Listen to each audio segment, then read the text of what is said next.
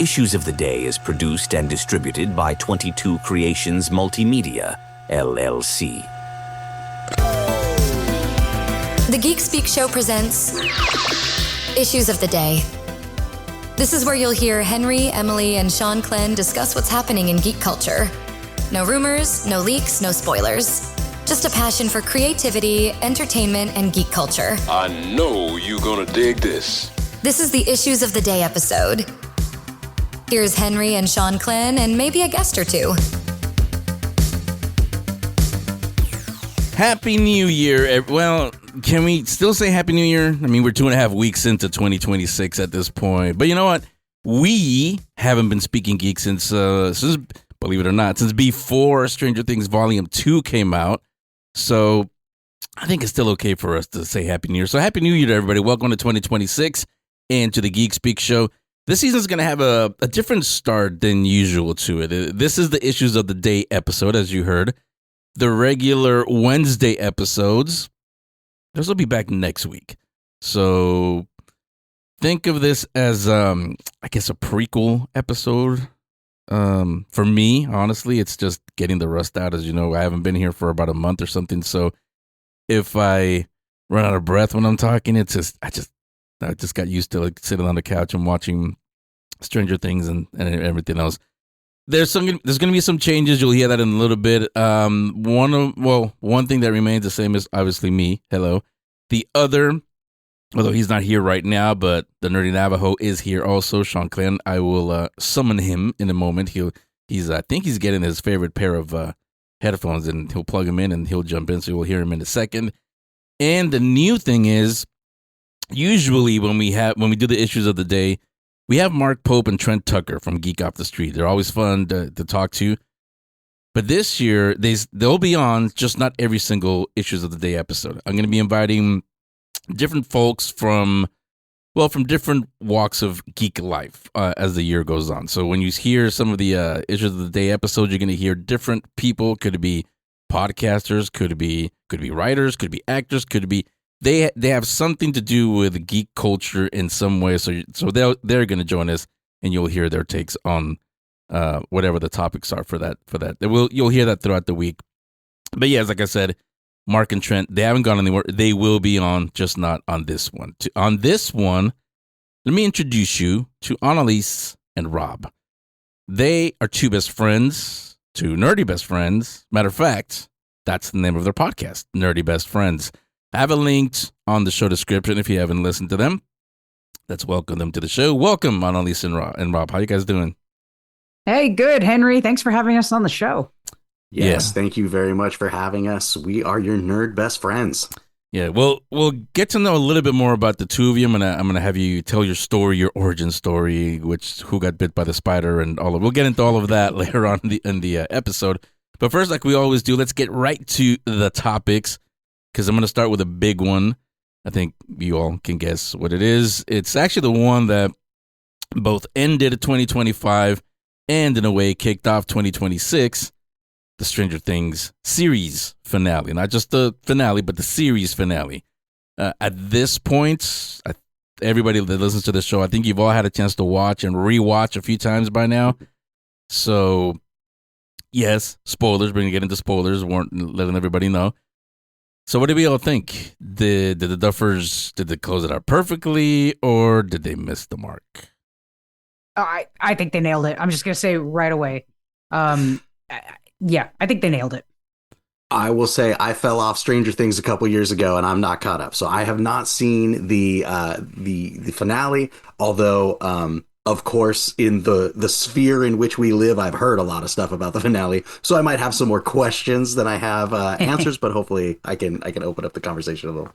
Well, yeah, I mean, Robbie told me that, but before we go on, why did you drop off? Was it something? Was it the quality of the show, or just life happened? Just life happens. I mean, I can tell you, I could count on one hand the amount of television shows I've been able to watch in the last 5 years or so. I've just, and it's one of those interesting things too, because I think when we probably hit like a really good stride coming after COVID of like man, TV is really good. These streaming services are putting out so much great content, especially nerdy, geeky content. Like, this is a golden age of entertainment. But at the same time, I found myself also kind of not being able to keep up, but also leaning towards just other nerdy things. Like I watch a lot of YouTube, a lot of like Twitch and things like that. Just like kind of that other side of more independent creator stuff seems to take a lot of my time. I'm also, a lot of multitasking, right? I always got my earbuds in my ears because I'm constantly listening to podcasts or books or even like live play, Dungeons and Dragons YouTube things, but like I don't really need to watch it. It'll just be on in the earbuds as I am doing other things around life. So it's interesting. I know there's so much great stuff out there. I catch the ones I can, but no, I really enjoyed the couple seasons of Stranger Things that I saw. I always thought I would go back to it. I think another thing that happened was my family really likes it, and my son and my wife, they've been watching it every season and stuff as it's come out, and I'm like, oh, what's going on over there? They're like, oh, you don't want to see this, you'll get spoiled. Well, I'm like, oh, okay, sure. So yeah, no, I definitely have nothing against the show at all. Just lost track of it, and then all of a sudden I'm 3 years behind or whatever. Yeah, well, I mean, it sounds like you kind of like me. Long time ago, this is going to be season 16 of the Geek Speak Show, but when I started, I had to decide that really quick, where, to me at least, you're right, it's kind of overwhelming, really.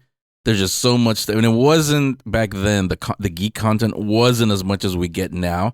The streamers, believe it or not, Netflix was just becoming what Netflix is now.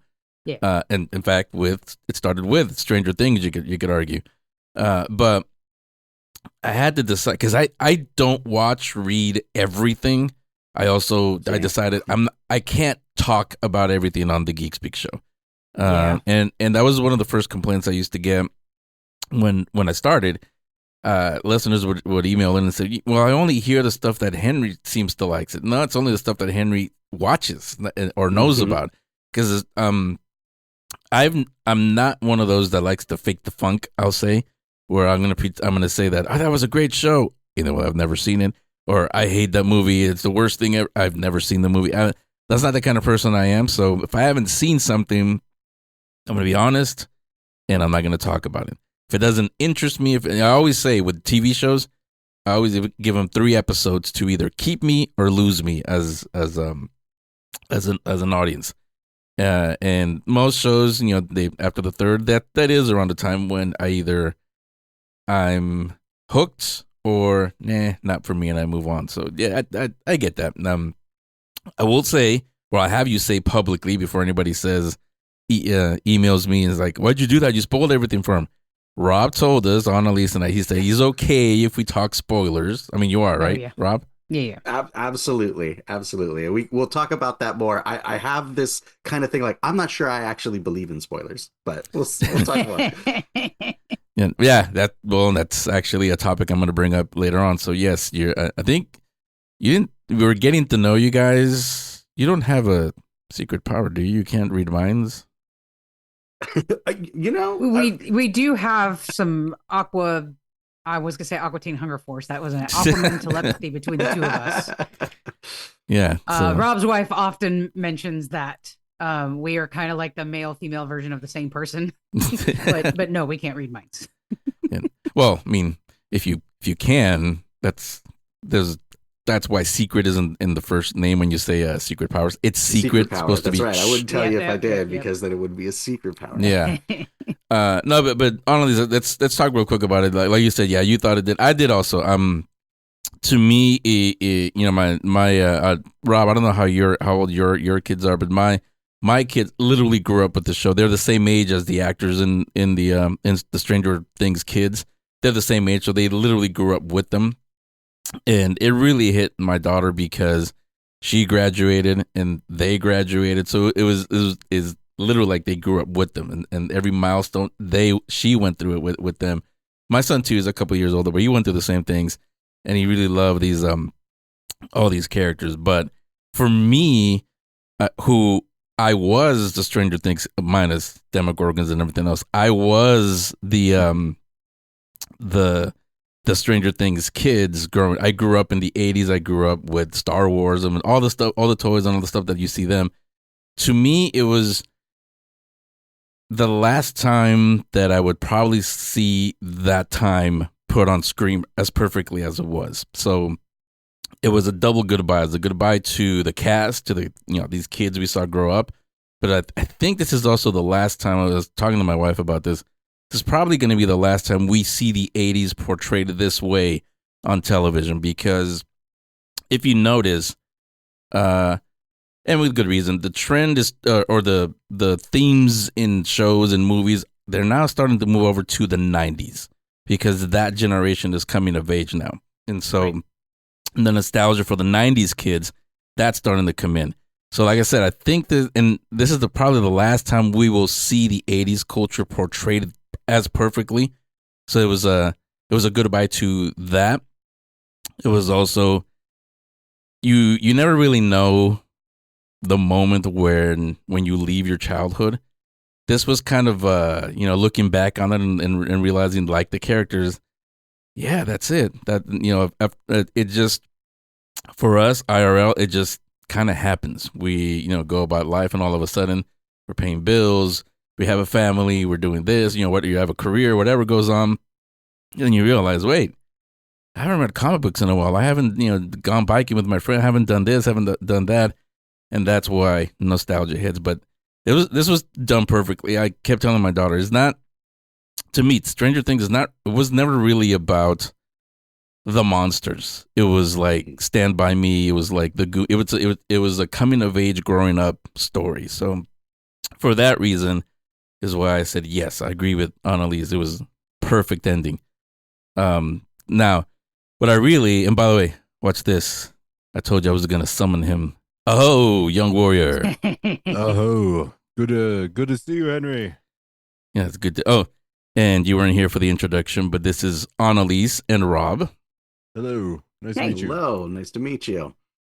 Shanclen, get close to your microphone. You're a little low. Oh, I'm low. Yes. Let me turn. I told everybody you went to get your favorite pair of headphones, and now that it's plugged in, you got your headphones, but apparently they don't work because you couldn't hear that you're too low. But we fixed that.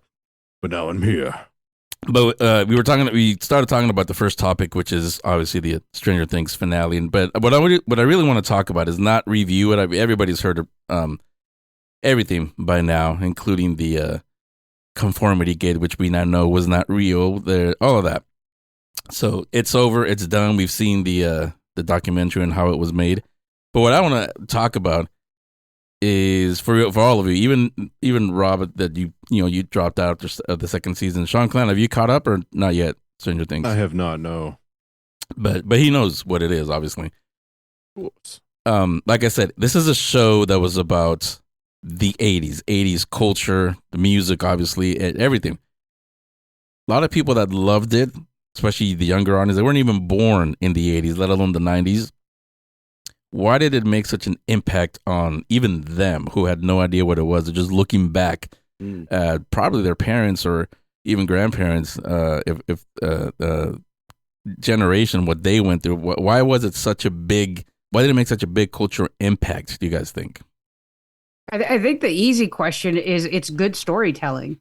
And when we're in this current climate of produce, the good storytelling really stands out. And for those of us who are Gen X, who did live through, we didn't live through something like Stranger Things, but how accurate it is to have been a kid in the 80s. We wish we had. It's one of the, I'm a high school principal, so I had kids coming up to me like, did you really just ride your bikes around all the time? And I'm like, yeah, we didn't have cell phones. We didn't have locators. We were just gone, and we were supposed to be home before it was dark. Like, that is very accurate. Our parents likely never knew where we were.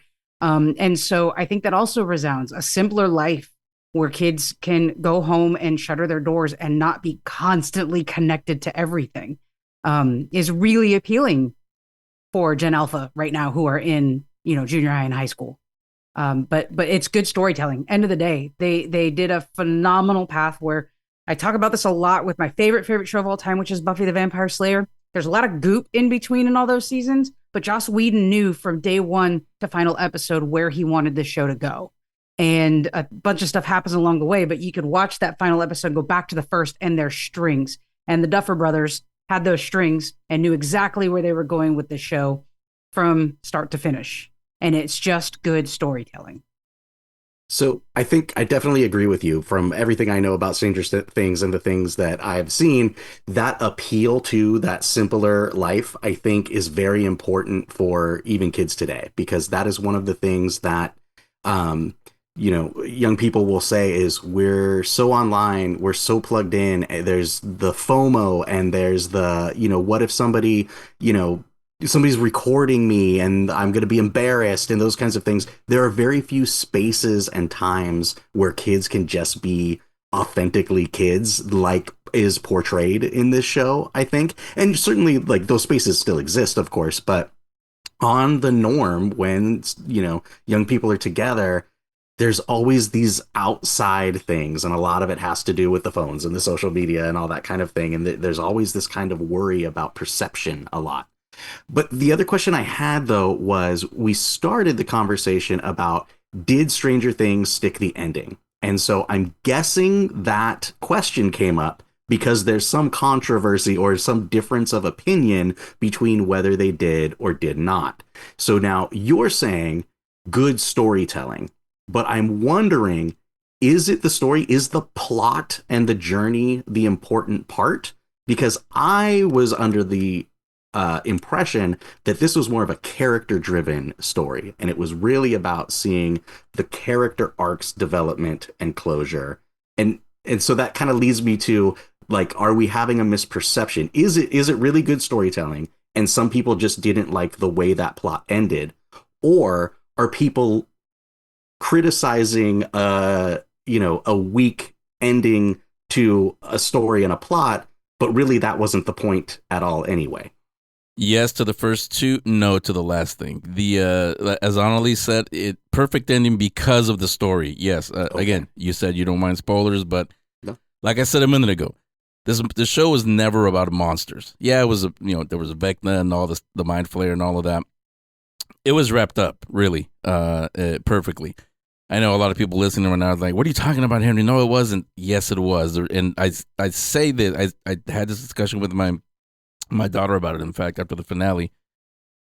In that time, when we were growing up, well, not Shanclen, he represents the younger generation, but when Gen X, when we were the Stranger Things kids growing up, and we were watching Star Wars, Back to the Future, Goonie, all of these movies, these iconic movies, there was something that doesn't really exist today. I don't see it, at least. It's called suspension of disbelief. In plain English, it's called have an imagination. Use your imagination. When, for example, just this morning I was talking to my wife about this because we're still talking about the finale. But I said it's getting to the point, like, we've all seen Star Wars, right? The original Star Wars, right? Shanclen has seen it. I don't know these you've seen it. Remember how it ends? The Death Star blows up, and Darth Vader goes spinning off who knows where. I compare it to, if the people that are complaining about the finale today were alive back then, they would be complaining about, yeah, it was a great movie, but what happened to Darth Vader? He went spinning off. I mean, there was no Star. I mean, it just doesn't make sense, really. The good guys won. It's over. Forget it. Just let it be. It's a movie. Just let it be. That's what the complaints are, quite honestly, about everything about Stranger Things. What happened to the soldiers? What happened to the Demogorgons? Why weren't they there?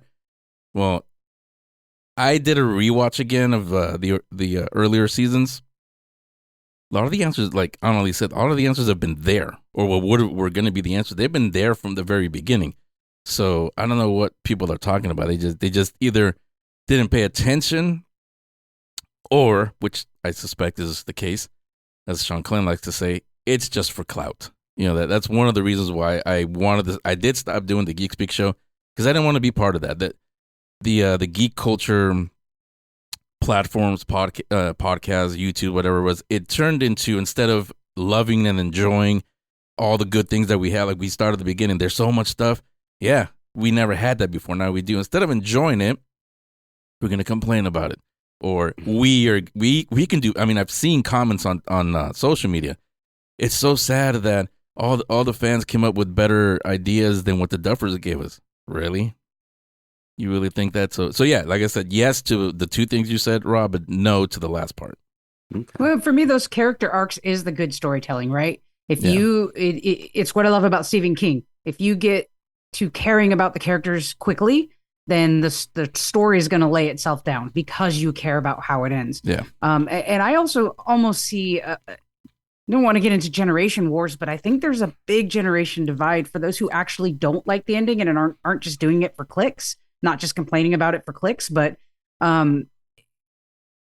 those that didn't grow up to see how movies ended in the 80s maybe don't understand, this was like a Breakfast Club type ending. Yeah. And you also get the teenager kids. So you have the adults in the story, the teenagers in the four little bit older students, and then the young kids. You get the four middle-aged students or the older students on top of the roof. Yeah. And it's likening to a bunch of 80s and even early 90s iconic endings. But that ending really speaks to those of us who were around when this could have been a possible story. If we were around as kids in the 80s and early 90s, it's what life was like. We had that rooftop moment of, let's get together every month now that we're all going our separate ways. And maybe it happens once, maybe it happens twice, but all of us who experienced that and are now adults, we know what happens with those four. At some point, life gets busy and they don't have that monthly hangout that they're planning at the end of that. And let's just talk about the iconic music at the end, which is it blew my mind. Like, I didn't know if I was shedding tears because of the plot and the story, or because, and this is a big spoiler if you haven't heard it, just throw it out there, but you get When Doves Cry, followed by Purple Rain with the big ending between Mike and 11, and then you get Fleetwood Mac's Landslide. And gosh, that's why my son has been singing Purple Rain at the top of his lungs in the shower for the last week? Yes. I just got goosebumps talking about it. Like, they stuck this landing so hard, but I don't know if it's going to resound as well with a generation who didn't grow up with movies like that. They want the blood and the gore and the big, I don't even want to say it's blood and gore. They want the tragedy because that's what they've been fed for so long, that it has to end in this super crazy way. If they don't latch on, like Rob, your son latches on to good storytelling and good character arcs. He's that kind of kid. Not all kids are going to latch on to that. Well, look, his dad is. They want the other stuff. Yeah. No, but actually, let me ask you both that. With your students, because that's something that I noticed leading up to Volume 1, not even the finale, but leading up to Volume 1 before that came out. My daughter and her friends, and even my son and then his friends, they kept asking, Dad, you have inside knowledge on all these movies. Who's going to die? It's like, first of all, why do you need to know? Second of all, what is it with dying? Why does somebody have to die for it to be good? And I said, and as we got closer and I started seeing online, well, I think Dustin's going to die. I think this one's going to die. I said, I saw a lot of that too. This is based on the 80s. Remember, in the 80s, heroes don't die. So don't expect anybody to die. Exactly. But Shanclen, I mean, you represent, like I said, the younger generations, but also like you and when Trent is here, you guys also represent the future generation of filmmakers, writers, and filmmakers. That's what you guys are going to do. For you, why is that? Why is the audience that you guys want to create for? Why are they so obsessed with, one, needing to know everything, two, somebody has to die for it to be a good story? I think it's just because when it comes to movies these days, that's the only thing that you can make you feel something.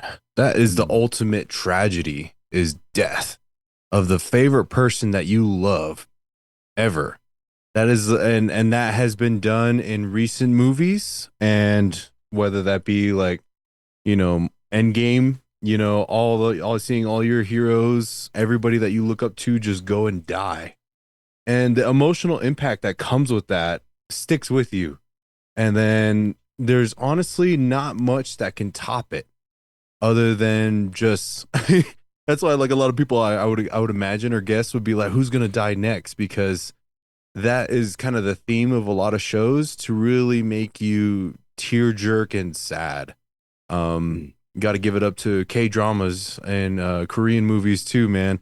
I sent Henry a movie that I watched the other day, one of the first movies in a long time that made me cry, and man, it was rough. But I would just have to say that, like, back in the 80s, yeah, like, the hero doesn't die, but from the 80s to now, they've had to change up the algorithm, because it's just like, okay, we've seen this kind of movie, there's no anticipation that the main character is in any threat, because the theme is, back then they didn't die. There was no, you kind of just already had a feeling like, well, he's gonna survive, it's Arnold Schwarzenegger, it's he never dies. You put him up against a Predator, or you have Rambo or anybody like that too. It's just action heroes like that. But John McClane. Just stuff like that is, I would have to just say it comes with the change of culture and just the abundancy of how many movies have been made since then. And there had to have been more different styles of storytelling, I guess. Could it be that the audience, it's such a well-told stories that the audience is expecting some big gut punch?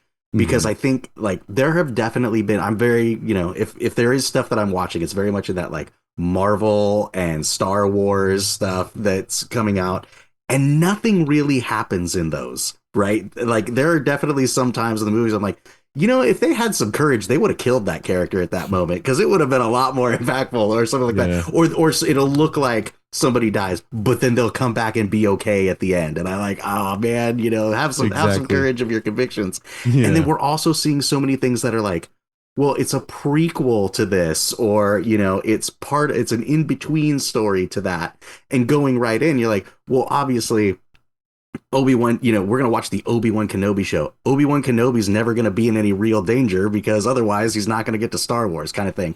So is it that this is kind of new and uncharted, and people are thinking like, well, this is a place where they could kill a character. Like, I'm actually nervous about it, because I don't have that safety net of some, like, genre piece where I know everything's going to be okay. Yeah. See, that will lead into the next topic. Actually, the next three, they're kind of connected, as you'll see. The first, Rob, this is your specialty, as Obi-Wan once said. Well, not this movie in particular, but the MCU, Avengers Doomsday. Kind of a big movie. You guys may have heard about it. That's coming out later this year.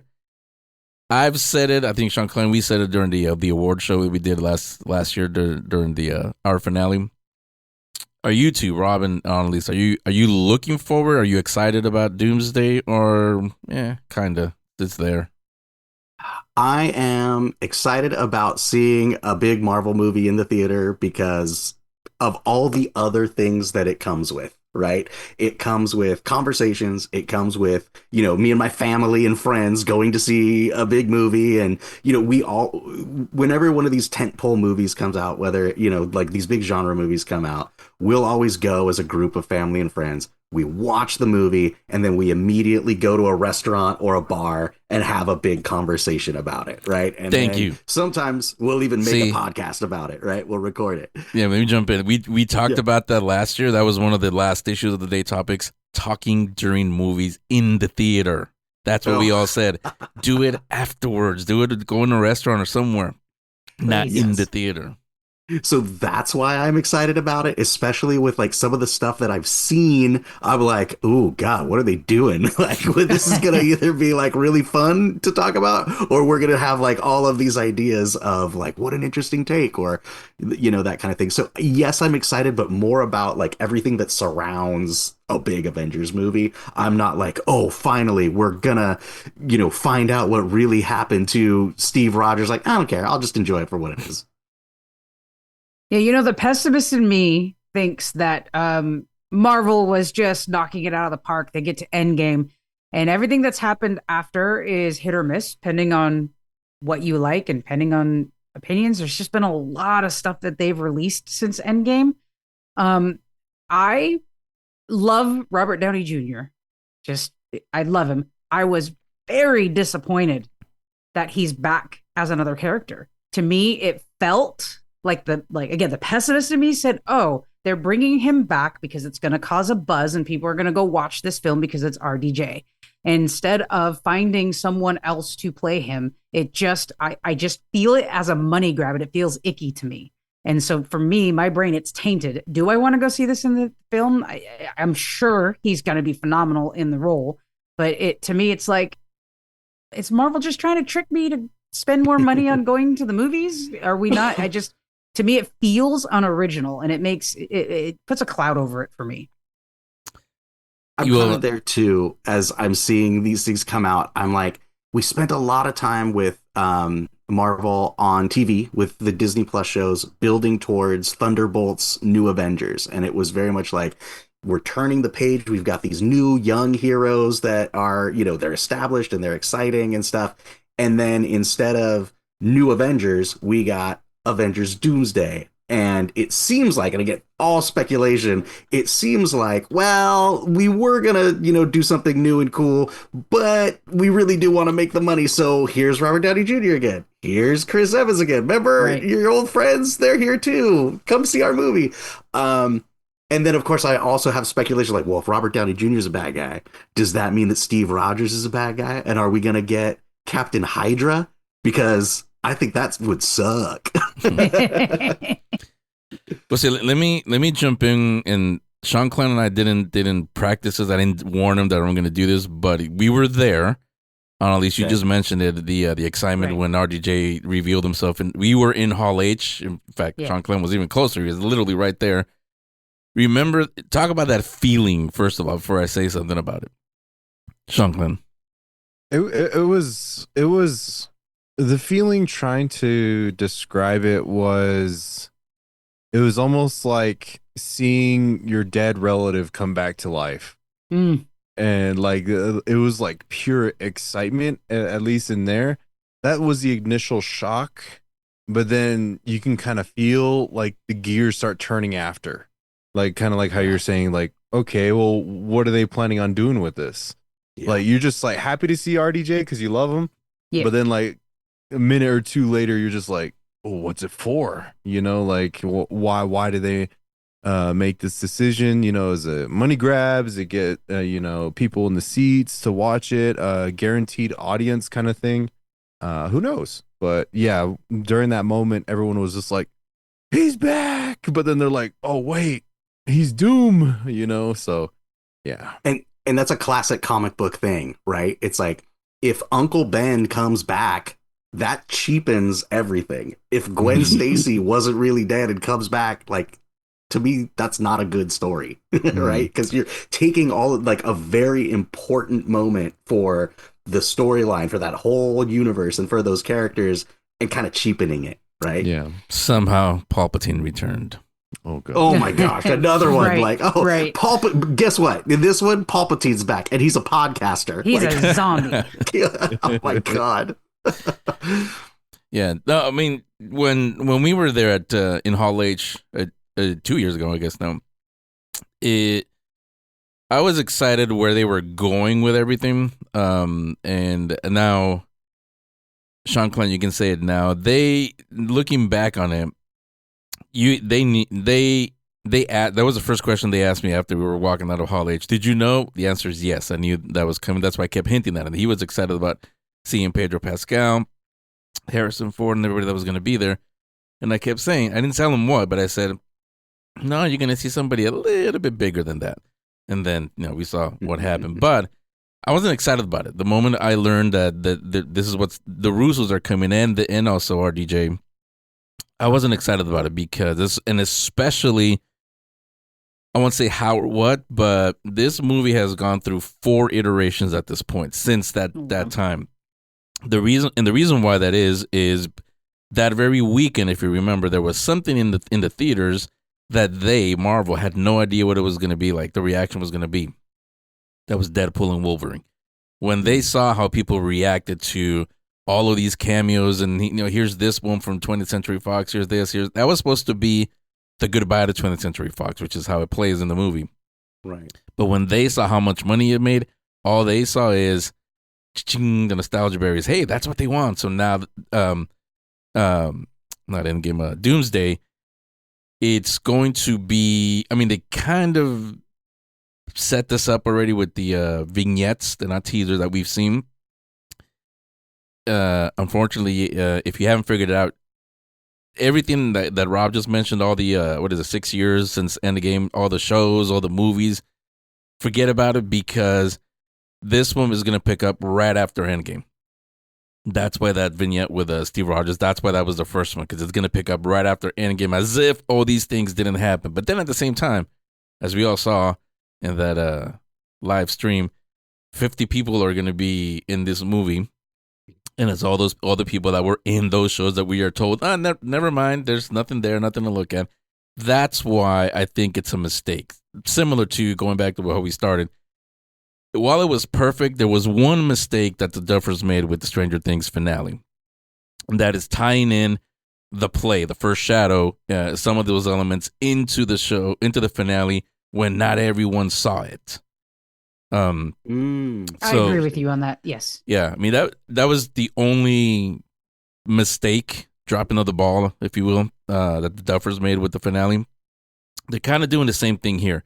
We talked about it a little bit the other day when we were talking, not on air, just us talking, Rob and Analese. How I told you guys, I'm not excited about Doomsday. I'm gonna go watch it, yeah, but I'm not as excited as Rob is. And only because I do look for this. I'm the Marvel guy. I grew up with Marvel comics, and so yeah, I love the fact that everything I read is now up on the screen for a whole new generation. But this isn't the first time. This isn't something new. The MCU didn't just pop up now. It's established, and there's a storyline there, and it's kind of like okay, never mind everything we did. We're going to start with Avengers Doomsday. The first question I had for them in Hall H is, okay, first of all, who the heck are the Avengers right now? We don't even have an Avengers team. So who are the Avengers? Because this is before the new Avengers. We didn't have an Avengers. I mean, technically, I guess the only one at the time was Cap. Well, Anthony Mackie's Captain America. Right. That was still going on. And you saw how people reacted to Captain America taking on a Red Hulk. It's like, really? He has no powers. So really, he's gonna take on Doctor Doom now. But with Thanos, it was perfect because it was set up through all the movies, all the show. Even if Thanos wasn't in them, he was in the background somewhere. You knew he was a threat. So by the time we got to Infinity War, he showed us right away what kind of a threat he is, and that's why they worked. Now it's just going to be, oh, here's Dr. Doom, and if that's not enough, oh, it's RDJ. It's like Shanclen said, it's Uncle RDJ. He's back. Oh, I thought he died. Oh, cool. But then you're like, wait, but he's a villain now? Oh. I mean, not the cross universes, but, as Harvey Dent said, I guess you do live long enough to be the villain. Perfect. There you go. Perfect. Yeah, but so yeah, I'm not as excited about it. I'm honestly worried about it, not for them, but for Marvel. I think that unless they change something, they're counting on Hall H kind of reaction, the Deadpool and Wolverine kind of reaction. I don't think it's gonna happen. Maybe opening day, the hardcore Marvel fans, they'll be there, but then as general audiences come in, it's like, this was dumb. I mean, like, what about all those shows that they forced us to watch? And so that's what I'm afraid of. Now, well, and going along with that too, another question that came up when I was talking about it to kind of get ready for the show and kind of get in the mindset, somebody brought up, it's like, well, who are the girls gonna be? Are there any ladies? Because if it's not going to be those shows, like we spent a lot of time having a new Hawkeye and a new Black Widow and a new this and that, and like introducing some female characters. And if we're saying like, nah, they're all out of here, it's going to be, all the dudes from Deadpool and the Avengers. It's like, are there any ladies in this movie? Yeah. Yeah. And I also don't like the fact that the few ladies that they did introduce, they're again kind of telling us, Forget about it. They didn't really count. Yeah, that's weird. Well, and they spent a lot of time with those Disney shows introducing a lot of female characters. And it was a hit or miss, but like why didn't we ever see is it Haley Steinfeld? Yeah, Steinfeld, as Hawkeye? yeah. Mhm. That was a great series. Yep, absolutely. Why did Could we not not agree more. continue with, I was like, shocked she wasn't part of the Yeah. Thunderbolts movie. So it's a miss, I think. And I just felt that way Well, watching the reaction in Hall H. I'm like, wow, everyone's really excited, but are we? Are we? yeah. Well, I mean, Hall H. I don't know. Have you guys ever been to Hall H? No. I mean, Not Shanclen. I know he has. That's Hall H. Basically, that it's a misnomer for executives, movie executives, because when you take your movie, not just the Marvel, but if you take anything into Hall H, there's like 6,000 people in there.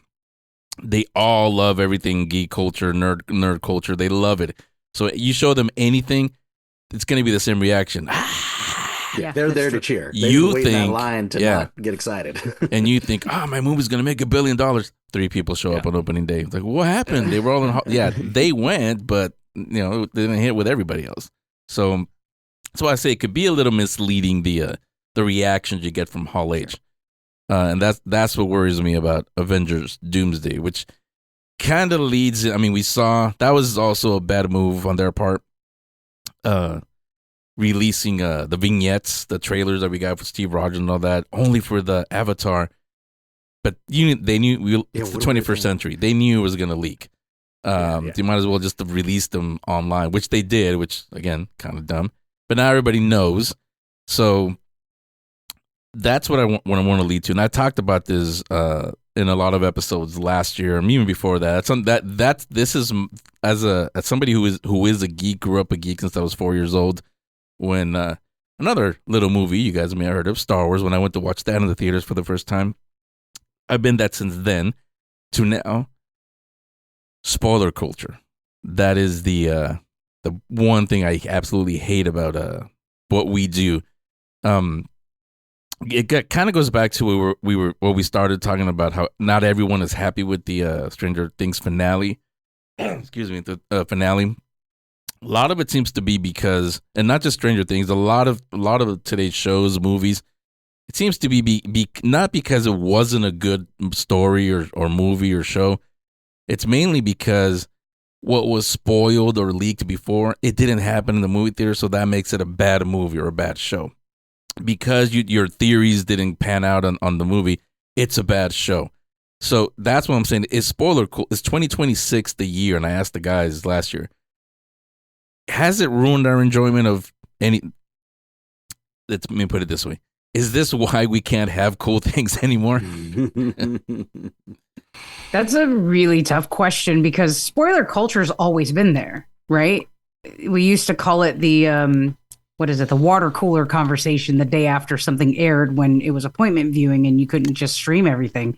So this conversation's happened for a long time. I think it's two-pronged. We have people who want to and need to get the clicks and get paid by doing exactly this. And then you got, I think, maybe 2 generations of people who are driving a lot of social media right now who aren't really great at dealing with Let me anxiety. interrupt you, Analese, because that actually, I'm glad you said that. That actually leads to a second part I was going to add to this. Oh, okay. What we do has spoiler culture, and it sounds like, yes, from what you're saying, has that ruined entertainment journalism, not just enjoying things? Oh, that's a good point. It's like everything is like TMZ, right? Everyone's rushing to be the first to do the thing, and maybe, yeah. So on that side of it, that's where I kind of come with what I said earlier. It's like, I don't know if I really believe in spoilers because it depends on that, on that package, right? If I'm flipping through reels or whatever, and I see some bootlegged in the theater, somebody, ruining a cool moment in the movie that I would have rather have unfold naturally, yeah, that sucks. But if I come to, my favorite podcast or, go read my, favorite editor or whatever, and they're talking about, how, a trusted voice telling me, hey, spoiler alert, this is really good. The characters you're going to see are this, that, and the other. They didn't do a good job advertising that Metamorpho was going to be in the Superman movie. But dude, if you like Metamorpho, go to this Superman movie. Like, is it a spoiler? Like, sure, but also, like, I will go to trusted voices if I'm going to invest my dollars and be like, oh, that person is telling me these 3 things about that movie or that comic book series that I like. I'll go do that. Or same thing. Oh, this trusted voice is telling me it's got those kind of trigger things that I don't like to read about. I'll avoid that one. So yeah, there's that media sense of like, are we giving recommendations or are we giving information that helps you make good decisions? Or are we jackasses trying to get clicks by, putting up pirated things? And it's 2 different things, right? And some of the examples you just gave, Rob, they're not necessarily spoilers to the movie, right? You're not spoiled of what happens in that new Superman film just by hearing that character's going to be there. No, it but might that ruin the surprise of what I'm listening to. And I do appreciate things like this where it's like, hey, we're going to talk about this thing and we will spoiler it. Right. But you've been listening to our show for years. So if you trust us, come along for the ride. You're going to learn something, not, be rude. Yeah, what I'm talking about, and Shanclen knows this because this is the example I always use, is Empire Strikes Back. Let's say it's about to come out now. Would it be a surprise if you knew months before that Darth Vader is Luke's father? That's the kind of spoiler that I'm talking about. And that was definitely a thing when Empire Strikes came back, to the extent that I think The Simpsons made fun of it somewhere in their 30-year run of Homer Simpson walking in. I'm ready to watch this again. I can't believe, that's his dad, and people are all mad at him. I mean, that was a thing back then too. Spoilers have been around forever. We're so much more exposed to it, even when we don't want to. That's one of the reasons why I watched Stranger Things within 30 minutes of it being released on Netflix, because just random scrolling, I didn't want to see something that either was real or not real and have to think about that. I wanted to experience the show. I hearken it to one of my other favorite shows that used to be weekly viewing, and that's the Michael C. Hall Dexter series. And one of my favorite things to do with my friends who watch Dexter is we would watch it, and for the whole week between episodes, we'd talk about what if it's this, and what do you think this is going to happen? And to me, that made it more fun versus being a spoiler, versus let me go see what I can find out about the next episode before I watch it. A sense of wonder, a sense of wanting to know the answer to a question and letting it unfold naturally rather than just reaching in your pocket and getting the answer right away. Imagine. Imagine a time.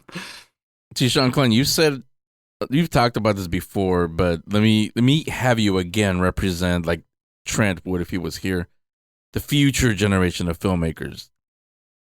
When you take all this time to come up with a story, write it, find actors, everything, you know what it takes to make a movie.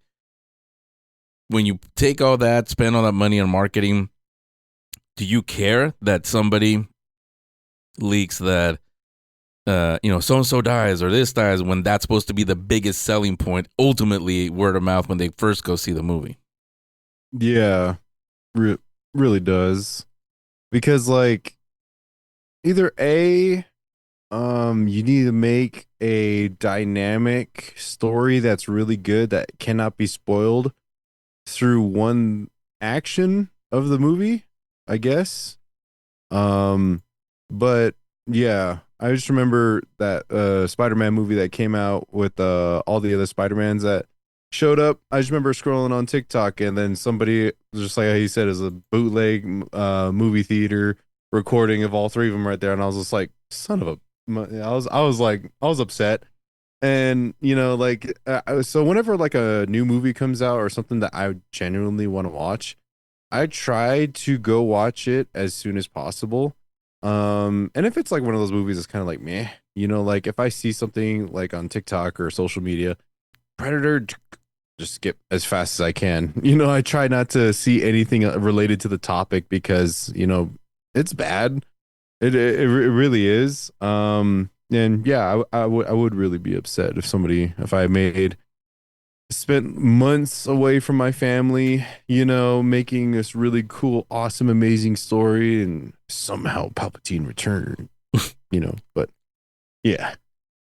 I think there's like an equivalence there to food, right? Like, and there are definitely people that don't give food a chance, right? Like you go to this restaurant, you're gonna have this nice meal. There's gonna be somebody at that table who's just gonna dump a bunch of salt, pepper, hot sauce, and red pepper flakes on it without even trying it. They're just gonna change the flavor, kind of thing. Where it's like, you didn't give the chef a chance. Yeah. Try it, see what he prepared for you. Wouldn't you? Like, we came here for the experience, not to just make it the same as everything else, right? Kind of thing. But we know those it's people. just a steak, Right? It's just another steak. Let me dump a bunch of ketchup on it. Like, come on, give it a chance.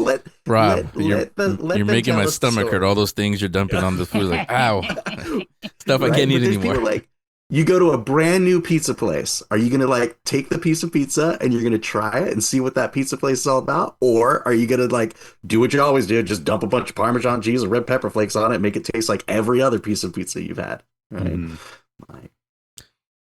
Yeah, I mean, do you think in our lifetimes, we're not dying or anything, I'm just saying in our lifetimes, will it ever go back to what, because I know Analese, like you said, it's been around all the time, but it wasn't like it is now, where back then, at least when I grew up, I think I'm older than everybody here, but when I grew up, we didn't have, obviously, Twitter and all social media. We don't have any of that.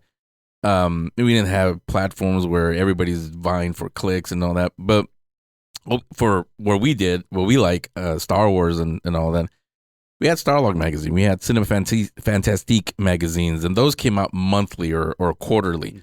So there was some time between all those articles and all that. And even the articles, then they weren't spoilery. They were just to get you excited, and they loved the craft behind the scenes, or talking to George Lucas or Zemeckis or whoever it was. So it wasn't like today where they tell you, so-and-so's going to be in this, and Steve Rogers is coming back, and this Spider guy is coming back, and this one's coming back, but only to die within the first few minutes. Like, how do you know? Well, I know how they know, first of all. Do you guys know how they find out all this stuff, the leakers, by the way? You were saying, but yeah, go ahead. They pay people, because everybody at this point, everybody knows somebody that is working on a movie, either as an editor or something else. So they just give me, hey, I'll get you lunch. Tell me what you're working on, and then they start off their, hey, I'm leaker so and so and all that. But I don't think it's ever going to go back to that. It'll take a long time for us to really, really enjoy. But that also leads to the final topic I'm going to touch on. Is we talked about this Netflix winning the bid to buy Warner Brothers Discovery, and everybody lost it, and everybody loses their mind. Everybody lost their mind when that announcement came out. The year started, I think it was in the first or second week of January. I think it was Ted Sarandos. He always usually does all the public speaking for Netflix. They said that they're proposing, if the Warner Brothers deal goes through, they're going to propose a 17-day theatrical window for movies. In other words, they'll release it in theaters. 17 days later, goes to streaming, whether Netflix or anywhere else. At least their movies. They're going to own the DC movies, Harry Potter, everything that comes with Warner Brothers.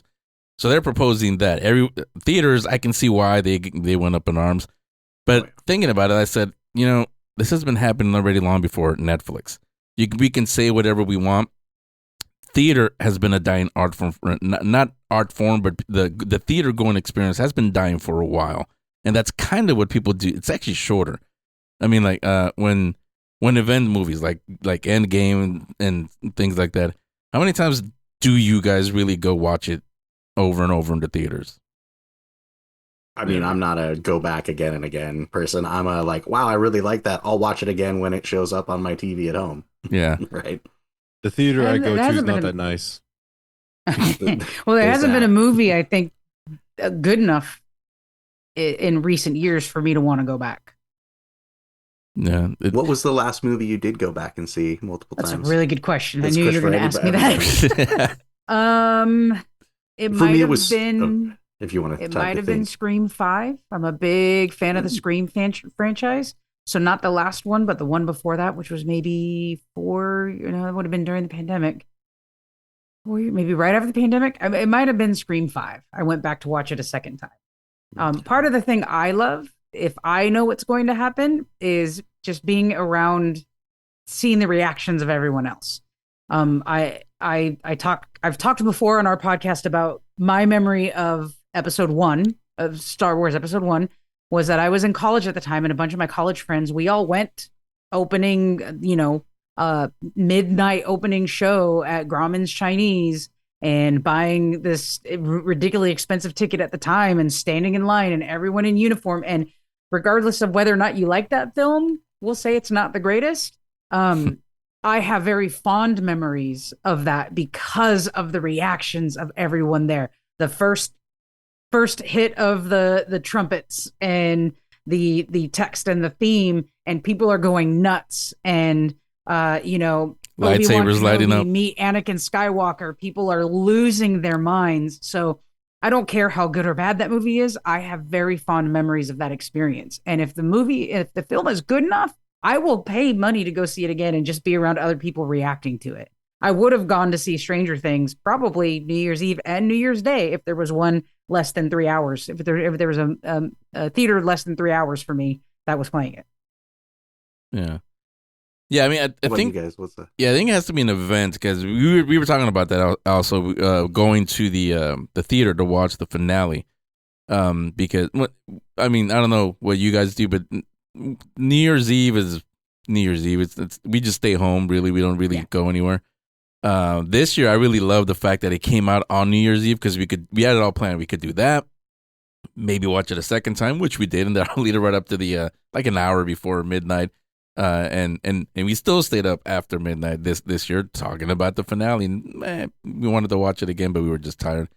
But we were talking. I wanted to go to the theater because I had a feeling. I think it was from some of the reactions I've seen. It was a similar experience to Endgame, Infinity War, and Endgame on opening. Like Analese was saying on opening day, where I think Netflix actually released a few reactions where. The reactions to Steve when he dies, and you can hear a pin drop in the theater until you realize what actually happened, and then it again, like Endgame, the will scene at the end. The big one that I kind of figured because I had the reaction here with us in my house is Delightful Derek when he tells him "suck my big one" when he saves Holly. That was another big Hall H Endgame type moment. So yeah. It's that now kind of goes back to a topic we talked about on last year's final issues of the day is why aren't people going to the movie theaters? Is it the quality of the movie, or like I said, is it the quality of the experience or lack of quality of experience in the movie theaters? Is the people around you, not actually what you're watching on screen?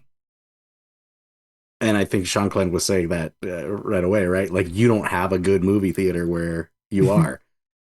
It's pretty sad. The sound system, especially where I am. I have a Harkins where I am. It's a very small town, but man, we were last movie I went to go watch was the new Avatar movie, and I swear you had to adjust your ears to listen to hear what they're saying, and I'm just like, come on, man, this is supposed to be like. I remember because. Going back to the question of what movie I went to go watch multiple times, there's only one movie I went to go watch twice that my parents actually let me. We didn't have a lot of money growing up, but there was one movie, and it was Star Wars Revenge of the Sith. I was 8 years old when that movie came out. My parents checked me out of school that day. It said I got a doctor's appointment, but they took me to the movie theater. And so I was such a big fan. And I remember when I was in the theater, man, I don't know what it is if they just turned it down over the years, but I remember when I was a kid, that intro scene is all doo, doo, doo, doo, like it shook the whole theater. And then they did the re-released it in theaters recently, a couple months ago. My little brother never got a theater experience to watch that in theaters. So I took him over there, and gosh, the sound system was horrible. It was just weak. And I was just like, come on, man, this is the most awesome intros ever in Star Wars. And y'all messed it up by turning down the volume. Yeah, so it's just, for me, it's the movie experience. And how expensive it is, too. Well, there's that. Yeah. I mean, I think it's both. I think we've been underwhelmed with with films for a while. But you get some big ones here and there. The whole Barbie Oppenheimer thing, that was huge. Lots of people went to see those once or more. So it's a bit of the films being a little underwhelming, but also the experience itself, whether it's worried about the crowd around you and whether or not they're going to be on their phones or talking. I mean, we've all been in the theater at least once where someone's answered the phone. I can't talk. I'm watching a movie. It's like, oh, what are we doing here? Yeah. For me, it's got to be a good film, and I want to make it an experience now. Like, we have to make it an experience. So I'm a big Stephen King fan. Super excited when The Long Walk came out. Made a point to see it on opening weekend with our friend who's on our show, Dr. Intern Joan. We happened to be flying in towards Seattle for a friend's wedding. So we found one of those theaters that has reclined seats, and they bring you food to your seat, and it's a whole experience. Lovely sound around your head in your individual booth. And it was wonderful. And I was super excited and loved every second of that. So it's got to be both to part with my maybe $60 between food and the theater ticket itself. But that was great. I would do that again. I would fly to Seattle to go to that theater again and have a really great meal and watch a film I'm excited to watch. You know, it was a worrying sign, I guess, is the way to see it. And Shanclen and I actually were surprised at this because we're not big fans of this movie. That's when the Minecraft movie came out. His little brother loved it. They went to go see and that one, and also what is the Five Nights at Freddy? Yeah, when that one came out also. But with the Minecraft, I'm sure you guys all saw that online. Oh yeah. People went to see it multiple times, but look how they're throwing popcorn and look how they're behaving. It's like, do I really want to sit through all that? People throwing popcorn and whatever they're doing in there, lighting firecrackers. Yeah, in the theaters. So, like, wild. Because I mean, I guess it's an event for them, but really, that's how you're gonna act in the movie theater. Maybe I'm wondering, like, maybe it's the dad in me. I don't know. Did that have like a domino effect? That's not like the behavior at movies now, right? Like, that was just its very own thing, or are other kids' movies just wild now? You know, honestly, I mean, being in a bigger city, Anaheim, than in San Francisco was kind of like that before I left. But now I'm in Anaheim. It's a bigger city than San Francisco. There's more people that go to movie theaters. Yeah, it's pretty close. Not just with Minecraft, but that's people having conversations on their phones, texting. I mean, you can see the screen, the glow, and it kind of bothers you. Again, call me old. I just want the experience, the theatrical experience. I'm not expecting, the glow of phones around me while final battles are going on or whatever's happening. And that makes me like not want to go to a movie theater and enjoy it. I can wait because it gets to, especially as you get older. When 100 years old you reach, but when you as you get older, you start thinking like, I mean, do I want to go? And then people are going to be talking. I can just wait. And plus, the TVs we get today, they just announced the newer ones for this year. It's pretty much a theater experience at home now. What? Well, I might. Oh, go ahead. You said that they were going to make it 17 days before they go to streaming. Yes.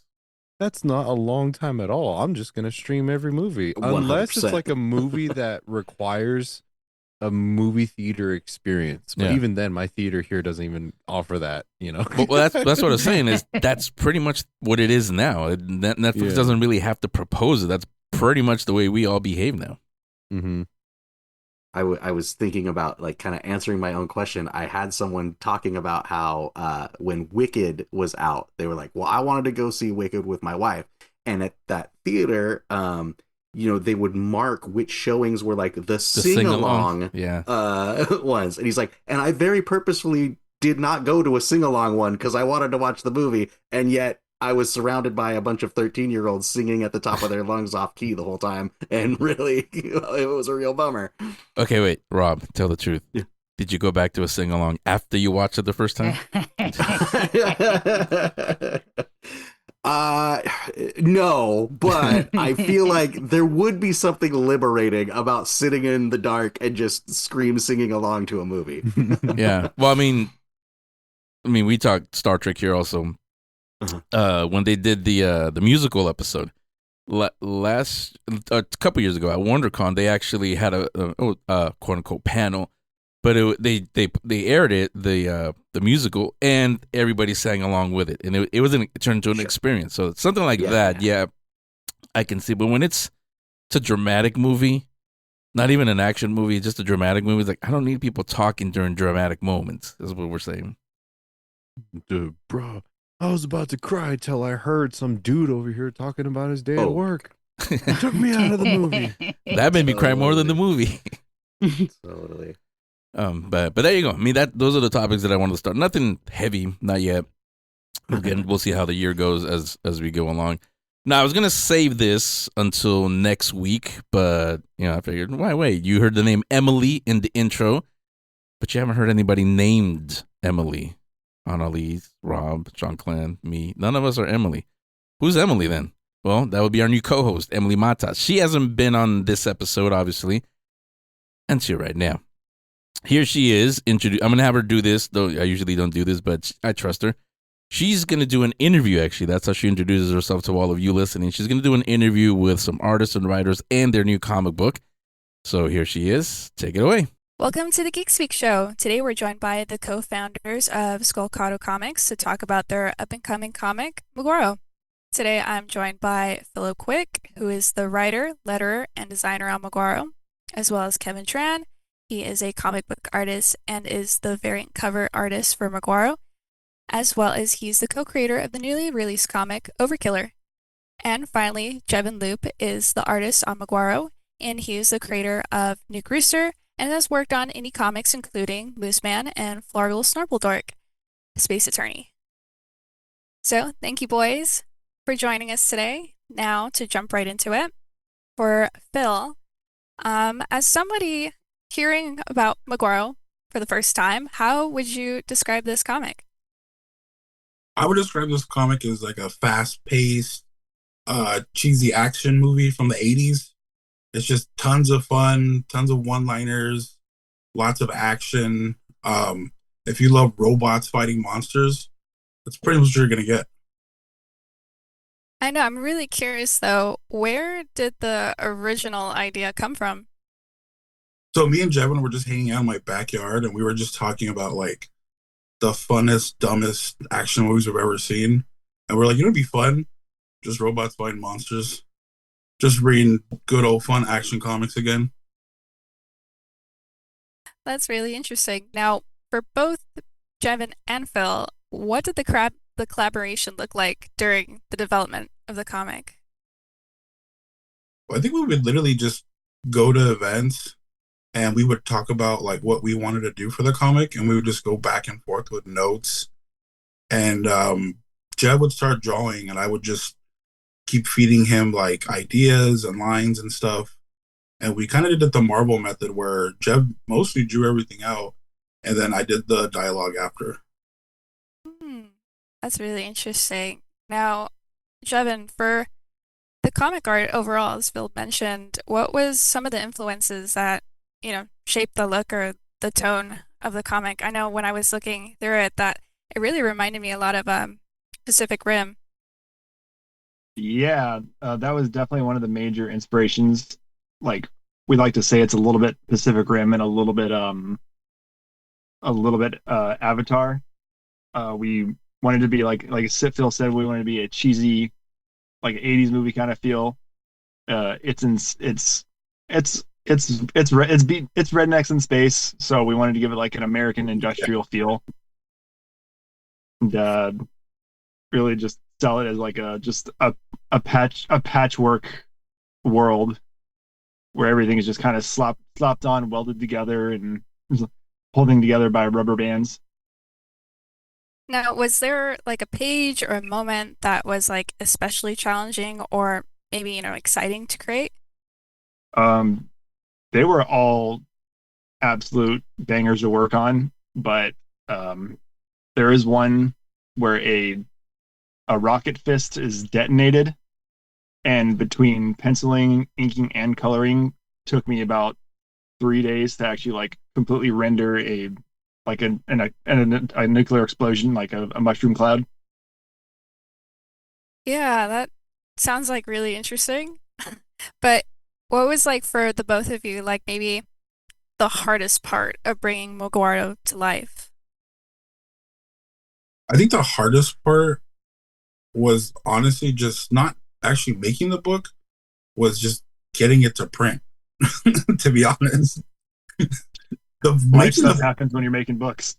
Yeah, making the book was so fun. Like I think me and Jeff both talked about it the other day, where it was one of those things where we just loved doing it so much. It wasn't so much a hindrance, or like, there was nothing really like challenging. It was just like, man, let's throw this in the book. Oh, you think that's funny? Cool, let's throw that in the book too. Like that was it was so fun, to be honest. Yeah, like do you guys like by any chance have any tips for people that like, want to start bringing their own comics out? I know you guys are a self-publishing group, but how does one get started into doing something like that? The biggest and like the first and biggest hurdle is just do it. Yeah. Don't put that much thought into it. Just put something out there. Just get started. Starting is the hardest part, and then once you're started, like you're moving. Yeah, the answer is super boring. Just start doing it. That's really what it is. It doesn't matter how bad or good you think it is. Just keep going, and you'll get better. Keep having fun. Yeah, try to do it with friends. Try to have fun with it. And if possible, just make something you want to make. Yeah, that's really inspiring. I know a lot of people out there don't really know how to get that kind of start, that kind of movement going for their own work. So I think what you guys are doing is really awesome, especially, starting about Skullcado. But for those who don't know what Skullcado is, do you guys mind giving us a taste of what this group's all about? So Skullcado Comics is a collective between a bunch of us that we just wanted to set out to make comics and art, and we all met during events, and we realized the more events we did together, the easier it was. And pulling resources and working together just made everything so much easier to do. I know Kev, he's been working on his own comic with his brother for a while now, and even then, even though we weren't directly on the book, I would help Kev out with the logo, and then like Kev would help us out with the cover, and then Jev would help out with lettering with Kev. So we all just kind of jump in and out of each other's projects and just try to help as most we can. We're each other's cheerleaders. Yeah, yeah, for sure. Yeah, and I just wanted to ask a question for Kev. What was your mindset going into Maguro for the variant cover, and how did you exactly want it to stand out? I guess the easy way to put it, Phil and Jevin both know I do everything haphazardly. So with the time I had, I just thought what would be pretty cool, and I think I had like, I think I had about a day, and I was like, okay, what can I do in a day? And then, well, what I did was do one cover, didn't like how that came out, and I was like, all right, I'm gonna try to do something a little different, and that ended up being the cover ended up going with. And with the I guess the pressure of the time constraint, that definitely helped factor in to make something kind of like bold and in your face. So that was like a good kind of motivator to make what ended up being the cover for my version. I know, I saw it and I was like, this piece really stands out. It's very much in your own style. It's very much, like you said, it's in your face. Like, it's awesome, and I really love it. Thank you.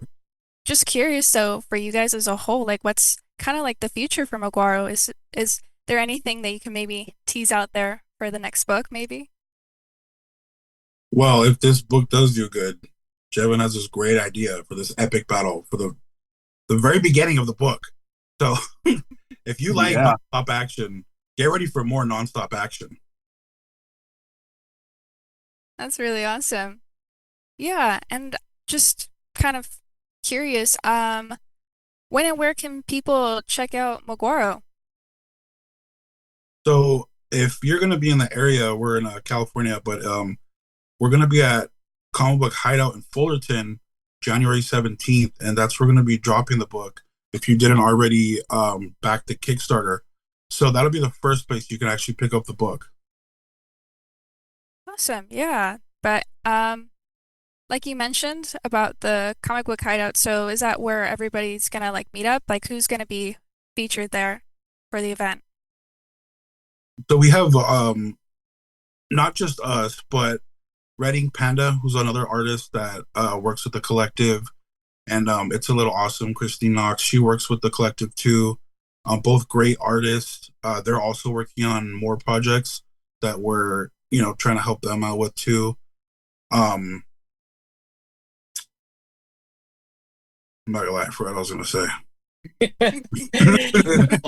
well, we're all gonna be there, and we're all gonna, I guess, just for the release of the book, just meet the people who are interested, who didn't back the Kickstarter, or who just missed out, and just kind of get a in-person like interaction with people who are just curious or interested in podcasts like this, like want to know more stuff and ask in person, like from us directly, see how making a book or the experience of what it is collaborating with other creators alike. Yeah, awesome. Thank you guys so much for joining us today on the Geek Speak Show. Make sure to check out Maguro if you're local. Stop by the comic book hideout on the 17th to meet the creators and get your copy signed. Knock, knock. I wasn't going to jump in, but pardon the interruption. Hey, everybody. Hey, guys. How's it going? I am Henry. You guys were talking to Emily. Emily, I want to ask you this. You were talking about the comic book hideout event that you're doing this Saturday. You're going to be there too, right? Yes, I am. I'm also going to be tabling there alongside these wonderful gentlemen. Yeah, I wanted to jump in and have you say that because it would be kind of weird if you ask yourself, hey, Emily, you're going to be there, right, Emily? Well, yes, Emily. If so, yes, Emily will be there also. What I always say this when we talk about signings at different events. The comic will be there, so if you want it signed, go get it signed. Are there limitations to what you guys won't sign? Before everybody laughs and makes it funny.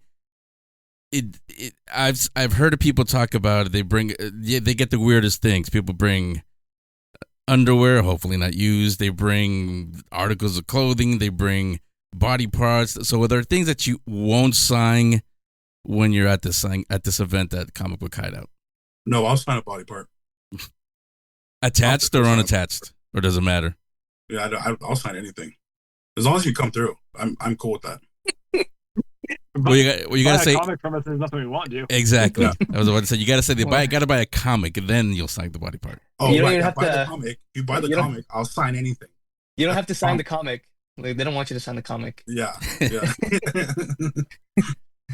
Well, I mean, you know how this audience is. Getting it signed, that actually makes it a collectible now. So that means that you have to buy two, one to read and one just to have to display to show off. Well, we do have cover A and cover B, so that might be a way for you to get two things signed if you want that. And then you'd have to get two extra things, Yeah. one to show off, the other two to read. Yeah. It's three because it's Kev's cover, my cover, and then the body part. Right. Mhm. Yes. 3 for 1. Can they do like a buy one get one free kind of like situation? Is it like that? Can we like Yeah, bundle? Can we do like a bundle? Like buy Um, two and you get a body part signed? Body part bundle. Body part Maguro bundle. body part bundle. You've At heard Comic of Book it Hideout. here on Geek Speak. Oh, wait, I don't know how we got to Frankenstein talking about body parts, but let me bring it back to Maguro real quick. Emily, Kevin, what? I don't think you guys made it too clear. What role do you guys play exactly? How are you part of the team? What do you guys contribute? Emily, you want to go first, and then I'll go after. Yeah, for sure. I'll go in. So I'm also co-founder, co-person. That's also in the group. What I do is just fill in my own comics. I just produce in my own work. It's being a part of the collaborative group when it comes to input, comes to content creating. It's just whatever is needed. I try to, help everybody else out and, also bring up female voices when it comes to the group as well as just trying to bring on other women, other female artists, comic artists into it, because I think that's really important when creating new comic groups. We need that voice in there as well. Yeah. And then for me, I was pretty much there along with the three of these people. Just usually we kick it at Phil's house or we're eating Korean barbecue, just spitting out ideas of what, would be cool for us to do like in the future. So, I guess, I just kind of thought like for a while we were kind of figuring out like a name and we just ended up with Skolkato and I was just happy to be there. But, like these guys, I'm an artist myself too. My brother and I have been working on our own comic book for the longest time since I've met Jevin and Phil, and meeting them definitely like encouraged me to get it out as soon as I could, and then it ended up coming out, and these guys saw the whole process, and throughout the process got to meet Emily, and then we just kind of formed something as we were making stuff, and it seems like doing that inspired our friends who just happen to be pretty dope artists to want to do the same thing, and that was really cool because then we're just really just hanging out, and seeing each other just succeed, and that's pretty nice. Yeah. So now I will say this for everybody listening and for you guys. I'll tease it down. You guys mentioned this Saturday, as you're listening to this, Saturday, January 17th, 11 a.m. to 6 p.m. That'll be there at the Comic Book Hideout, 215 West Commonwealth in the city of Fullerton. Most of you know that's the shop that we do a lot of stuff with. I was actually talking to Funky and the crew at Comic Book Hideout. We got the okay. I mean, we always do it anyway. But so you guys know, the Geek Speak Show will show up there, and we're going to put everything that you guys just talked about, we're going to let you say that on camera. So they will get to see you. You'll get to show off the book covers. You'll get to tell your stories on camera this time. So make sure we all put on the makeup. We can see each other here, but we don't have to worry about makeup or anything. Over there, we will. If you all want to meet them, again, this Saturday, January 17th, 11 a.m. to 6 p.m., Comic Book Hideout. Most of you know where it is. If you don't, City of Fullerton, 215 West Commonwealth. I have a link to everything on the show description. I will have all the links to everything that you guys do, so they can follow what you do. And Emily, welcome to the show publicly. And you're gonna hear a lot more of her in the year as we go on. Now, back to the issues of the day, and you'll hear Emily throughout the year, our new co-host. But before we go, Analese and Rob, tell us your origin story. Like I said earlier, who got bit by the spider and who got the superpowers first? Tell us your origin stories and how that led to Nerdy Best Friends, the podcast. Well, Rob is the one that was bitten by the spider. He's been your friendly neighborhood Spider-Man since he was a child. That is actually a story. When I was 4 years old, I had Spider-Man pajamas and a mask, and I would run around my neighborhood. And what would happen was, like, when they would deliver newspapers, they deliver them to like the bottom of the driveway by the curb. And I had my mom make me a bunch of Post-it notes that said, "Courtesy of your friendly neighborhood Spider-Man." And I would put on my Spider-Man pajamas, my mask, and I'd go fetch everybody's newspaper and stick a little sticky on it and put it right on their porch so it was easy for them to get. That's cool. Tell me there's video somewhere. Oh, gosh, no. But it would have been 1984, like probably 8-bit at that point. Or not 8-bit. It would have been a Super 8 reel at that point. Yeah, but I mean, we're not making The Godfather here or anything. I mean, it would be okay. That's true. Rob and I met in high school in the 90s. We're both trumpet players. We're both big time nerds. Although, as we mentioned on our show, neither of us really exposed our nerdiness very much because we grew up at a time where it was a little bit trickier to navigate, talking about D&D and comic books and things you're nerdy about. So we were great friends in high school, and that continued into adulthood. And I was a band teacher for a long time, and Rob worked with lots of award-winning programs. So we worked together as adults. And somewhere as the pandemic started, and I had moved back home, Rob got me into D&D finally. And so we do that, but we are really truly just nerd best friends. And our show really wraps around this idea that we've always joked about, owning our own comic store, because what do you do when you own a comic book store is play games and nerd out about things all the time and get in conversations with people who are coming into the store. And the store itself never became a thing, but the podcast grew out of that. I don't know, Rob, what would you say? We've been talking about that comic book store probably for about 20 years or so. Yeah, the kind of the catch line of the show is it's the nerdy conversations you're already having or wish you could. And that is kind of what it has turned into. It's that idea of standing around the game shop or the comic book store talking about, you know, just what we talked about here, current events, different things that are happening in the industry, in the business. And really, you know, where I like to shine is shining lights on things that we love, whether they're that newest thing or that oldest thing, you know, talking about different nerdy, geeky stuff that we love, comic books, movies, TV shows, games, etc., and those experiences. And so, yeah, like we were band geeks growing up and being all geeky about that. And then we started working together and just naturally talking about what we were doing. Oh yeah, I'm playing this game over here. Oh, have you seen the Battlestar Galactica, this and that, and, you know, kind of thing. And we were having those conversations. And then when we weren't working together and we were living across the country, it was that idea of, well, how do we still have those conversations? And, you know, we were having so much fun. We decided we'd bring other people in and talk about, like, what's the nerdiest thing you did this week kind of idea.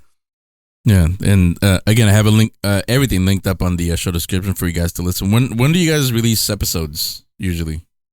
We release weekly on Wednesdays. We do take a little bit of a hiatus over the summer. Both Rob and I are educators, so having a summer break is important to us. We're both in management and education as well, so we don't get summers off. So to be able to just focus on other things for a little while, we tend to we've been around for 5 seasons, so we tend to put out what we call nerd-stalgic episodes over the summer.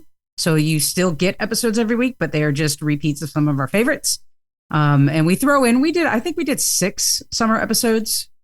It ended up being a pretty busy summer last year with just things. We saw the Superman film and nerded out about it and made an episode about that. So, but every Wednesday there is an episode from us. Yeah, and we're back from the holidays, going strong for the next 6 months every week.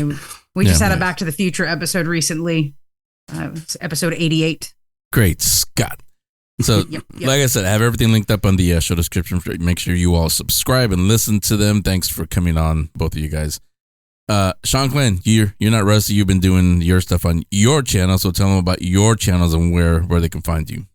We have begun the Talking Shadows live show on the Shanclen Shadow Live YouTube channel. So, yes. Yes, it is there. You're right, because you do have me there. Yeah, Henry's there. He's just in the background, but he pops in every now and then. So, yeah, we'll have that on the YouTube channel. Lots of other spooky stuff happening on the main channel, Shanclen Shadow Productions. And more amazing things are on the way, but not ready to be announced yet for this year. Yes, and those are linked up also on the website. And again, Analese, Rob, thanks again for coming on. It was fun talking to you guys, and I'm sure we're going to hear you a few times as the year goes on these Issues of the Day episodes, or even on regular Geek Speak episodes. Yes, we'd love it. Thank you so much. Yeah, we'd love it. It was great meeting you guys and having the conversation. Appreciate it. Yeah, nice to have like-minded people again here. And again, like I said, you'll hear Emily, our new co-host, and me, and of course, Shanclen, and a few new things as well next week. So, as always, come on back next week, and we'll speak more geek. Bye, everybody. That was the Issues of the Day episode for this month. Next week, it's back to your regularly scheduled Geek Speak episode. Issues of the Day was produced and distributed by 22 Creations Multimedia, LLC.